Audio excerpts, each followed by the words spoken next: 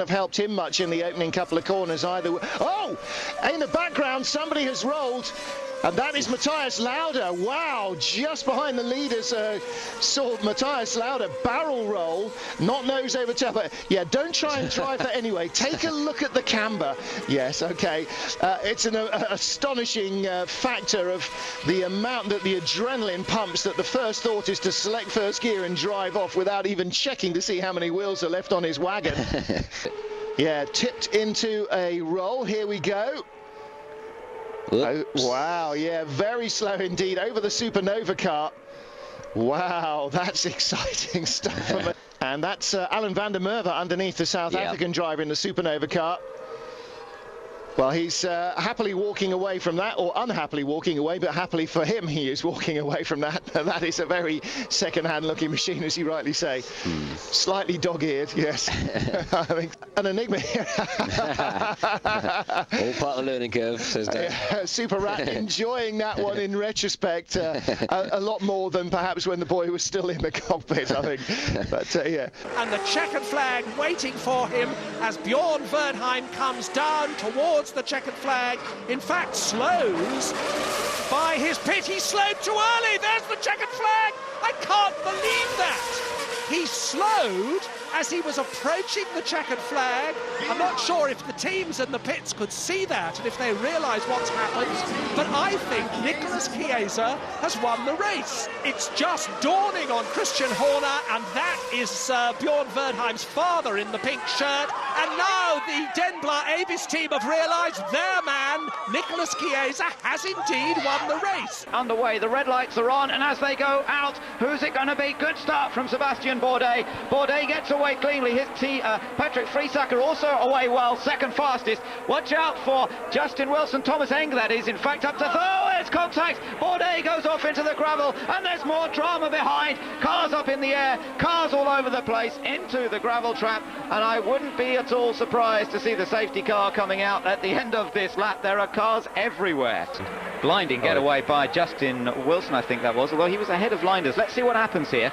Two front row, look at that. Friesacker it was who lost it, went off, and it was Eng, I see, it was Thomas Enger who had moved up. He'd made the great start, but he went onto the gravel as well, and then there's cars just all over the place. Lights on red, they're ready to go. On the right side of your screen, it's Pizzonia. Aborted start. They have aborted the start. I'm not sure of the reason behind that. It's going to go at all. Well, let's look to see their green flag there, letting them know that they can go to the red. And after that, you know what happens. So too, there's Pizzonia, so does Justin Wilson. Oh, not again. And they've got another non-start. And the marshal is moving over.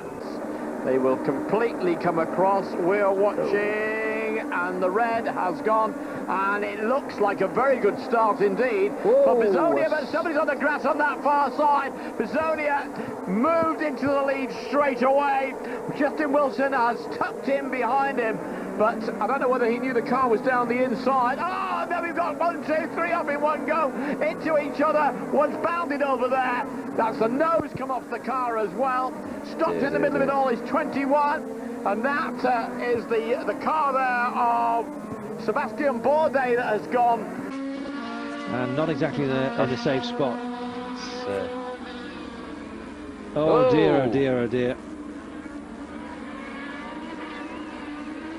Well, a few rags lost there, and they want to get these boys separated as quickly as possible. And do take care, marshals! Oh, my goodness! Well, very, very fortunate, I have to say. I'm not sure just how aware everybody was there, but... not very well, look at it. Yeah, lack of experience, perhaps, because the yellow flags were flying, and my great fear there was for the marshals, not the guys stuck inside the machinery. And dear, oh dear. We'll be ready for him as he comes out of the final corner this time. Justin Wilson, Nordic Racing. They're taking the first win of the 2001 season. He comes across the middle. He is over the moon with that. Bloody hell, Justin, don't go too mad. Oh, he got away with it. Wow. Now, when the luck's going your way, it really goes your way. Well, I don't think you quite meant to do it like that, but it was pretty impressive, wasn't it? Justin Wilson experimenting with a new style of celebrating. Not quite the victory donut, it was almost the victory slam into the pit wall. They're going to have to lift that car out the way. They've already taken Nespetti's car out the way on the opposite side of the circuit. But just look at the marshal. We now will have, for the first time ever on television, a flying marshal. I don't think he meant to fly, but still these Italian marshals can do almost anything. I think he got a bit upset there, to be brutally frank. But this was what happened to Donnelly yesterday. After spinning to avoid a collision, marshals were frantically waving to other drivers to slow down, but the Italian Giovanardi couldn't avoid the crash and wrote his car off. And then the French driver, Eric Celli, came hurtling round the bend and destroyed Donnelly's car, which had in fact qualified in third place on the grid. The battle for third place, but at the front, it's still the Italian, Pierluigi Martini, leading from the Brazilian, Roberto Moreno. There's a tremendous traffic jam of cars. Oh dear, oh dear, oh dear. Number 17 is Russell Spence. Number 4 is Mario Heighton. And in the foreground, it's Alfonso de Vinuesa, the Spaniard. What a tremendous shame. There's been another multiple pile-up. Let's only hope that those hard-working marshals can get the track cleared and the race. And there's Russell Spence's car, with Spence still inside the cockpit. He's waving to the man driving the crane, saying, point me in the right direction, I want to go motor racing. Number 4 waving his arm is Mario Heighton, and here, for heaven's sake, is the battle for the lead, because in number 9 is Pierluigi Martini and number 42 is Roberto Moreno. We've got another traffic jam. What are we to do with I've this? never seen anything like this in my life. I've never seen a blockage like this. It's ridiculous, it really is. Didn't damage his car, but without looking, did a spin turn. The unlucky man who came along next was Kurt Mollikens, and he wasn't pleased. Sohail Ayari realised it was his fault, so did the organisers. They banned him from the race. Let's see it again. Bragg in number 1 is alongside Muller and forces him towards the verge. Inevitably, they collide. Muller's wheels become entangled in Bragg's, and as his car cartwheels, his back wheel just misses Bragg's head. But Bragg drives determinedly on. Well, the race stewards weren't happy, and they black-flagged Bragg.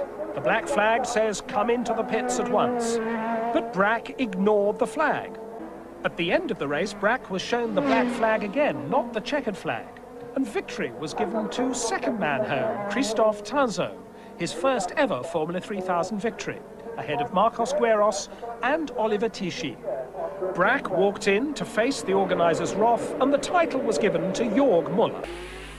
And Warwick very much looking for a successful season to put him on his way up to Formula 1 where he wants to be. A big mistake there from the Omega Land team and Jerome Policon. On pole, Jeffrey Van Hooydonk. Alongside him, David Salens, Mark Webber and Nicola Minasian, the championship contenders next up. And they go. Oh, no. Well, that has got to be a full start from both drivers. They can't possibly allow that start to go ahead because Van Hooydonk jumped and David Salens was gone, long gone, before the red lights even went out. Red lights go on. Well, there they go. The two Belgians not really bothering to wait for anybody else. Van Hooydonk expecting to see the orange lights come on to abort the start, didn't, and as David Salens whooshed past him, decided, well, I better get on with this if I'm not going to be hit by everybody from behind.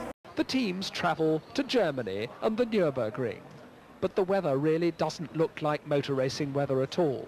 There's thick snow all the way around the circuit, and the drivers are left to making snowmen and having a snowball fight to pass the time. Dumfries gives Pirot a ride, and Danner throws the head of the snowman at Nielsen's feet. If the race had taken place, then skis would have been better than wheels, and one man who came along to have a look was Austria's Franz Klammer, perhaps one of the greatest skiers ever. As it was, the disappointed teams packed up and headed south from the snow to the heat and sunshine of Italy and the Vallelunga circuit.